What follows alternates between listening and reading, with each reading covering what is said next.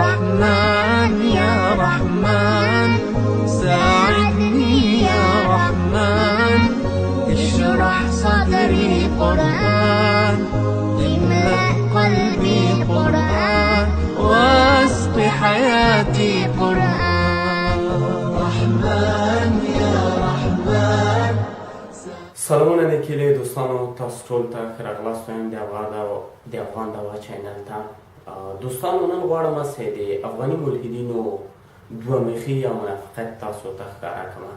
لکه څرنګه ستاسو ته معلوم ده چې کله د افغانستان په کوم ولایت کوم هغه کې کوم ناخوالی کېږي، یا د مثال په ډول د ملا تر عنوان لاندې یا بعضې خلک چې داسې د یو لواط کار وکړي یا په کوم ماشوم یا په کوم نجلۍ باندې، نو دا بیا د موږ افغاني ملحدین دا ټول راخلي، په هره صفحه کې خپروي، هغه کوي چې دغه د اسلام دا موږ ته زده کوي، دا اسلام ده او دا واقعي اسلام ده او څنګه.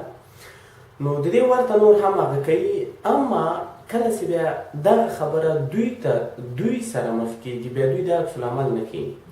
زه به تاسو ته یو غټ مشهور مثال درکړم د لاورنس کروس چې دغه عکس ده.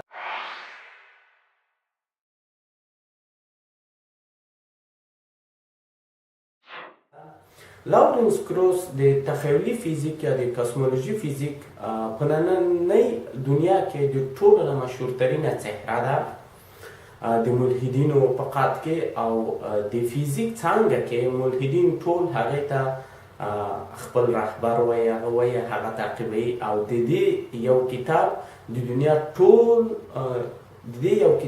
دنیا پر فروشترینه کتاب هم وټاکل سو، انتخاب سو په یو کال کې.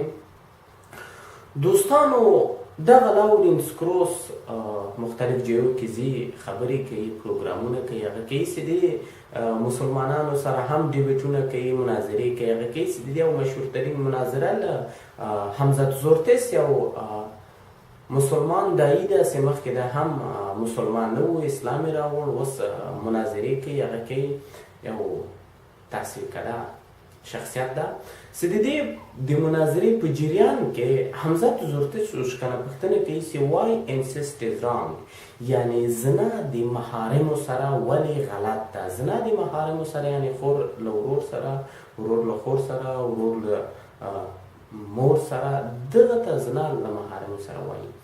نو دې وخت کې لاورنس کروس وایي چې وایي دا خو غلط کار نه ده، دا خو وایي زه نه وینم، زه خو نه وایم چې دا غلط کار ده. یعنی دا وایي چې زنا محارمو سره یو ښه کار ده، چې البته د اخلاقي لحاظه دا هېڅ د منلو وړ نه ده. خیر، دې نه به تېرېږو، د دې بل کړنې ته به تاسو ته اشاره ورکړم چې تر اوسه هېڅ ملحد په خپل د فیسبوک په صفحه کې نه ده خپور کړی یا په دې اعتراض نه ده کړی. هغه دا ده چې میلودي هینسلي، تاسو د دې نجلۍ عکس لیدی سئ، د خپله یوه ملحده ده.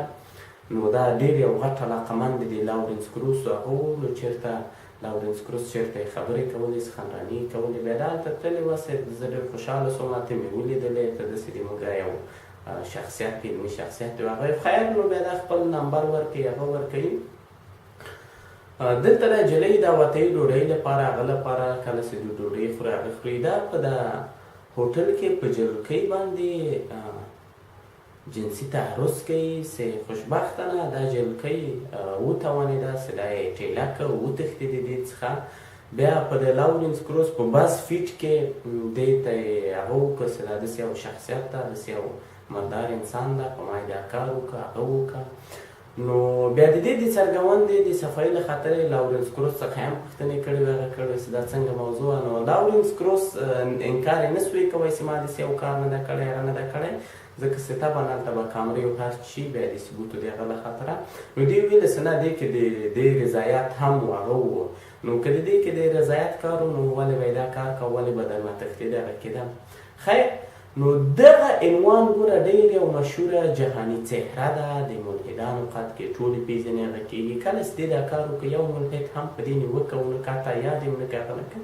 زه ډېر انتظار مې وویسته چې کوم ملحد به په دې نیوکه هغه وکړي چې هېڅ چا دا کار ونه کړه، هغه ونه کړه. نو دغه دوستانو دلته د موږ د افغاني ملحدینو دوه مخې وګورئ، هغه وګورئ چې بیا لاورنس کروس دا ډېر جایو کې افتخاري عضو د یو مختلفو انسټیټو هغه اوس خپل زیات کریډټ د لاسه ورکړه هغه ورکړه هغه په نظر باندې خلکو لیده نور ورته نه ګوري هغه نه کېږي. او بله خبره دوستانو الیګیشن یا ادعا چې دا په غربي ممالکو کې دومره اسانه خبره نه ده.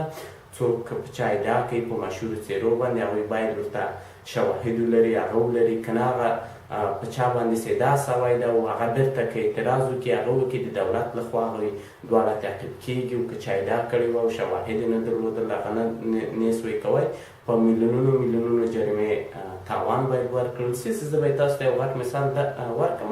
یو مجله کې لیکلي ول چې ډونالډ ټرمپ میلیونر داسې عنوان باندې یو مقاله لیکلې وه. بیا ډونالډ ټرمپ په میلیونو ډالر د دې مجلې څخه یې تاوان واخیسته. هغه یې واخیسته چې وایي ته د ما باره کې معلومات نه لرې تا ولې دا خبره کړې ده زه میلیونر نه یم زه بیلیونر یم. دا یو وړوکی مثال و چې په غرب نړۍ کې په چا باندې تهمت او اتهام وړه خبره نه ده هغه تعقیب کېږي هغه کېږي. نو دغه خبرې مې دوستانو تاسو سره شریک کړه چې دلته تاسو د افغاني ملحدینو منافقت وګورئ. کله چې ابل ملحد مړ شو هغه سو ټول عکسونه او څنګه خبرې پسې کړې وې سټیفن هاوکینګ. اما کله چې د ابل ملحد عالم دا کار یې وکړ هغه وکړه هېڅ ملحد څخه غږ ونه خته. ډېر زیاته مننه دوستانو تر برنامې پورې په خدای مو سپارم. ښې چارې ښه وخت. سلام.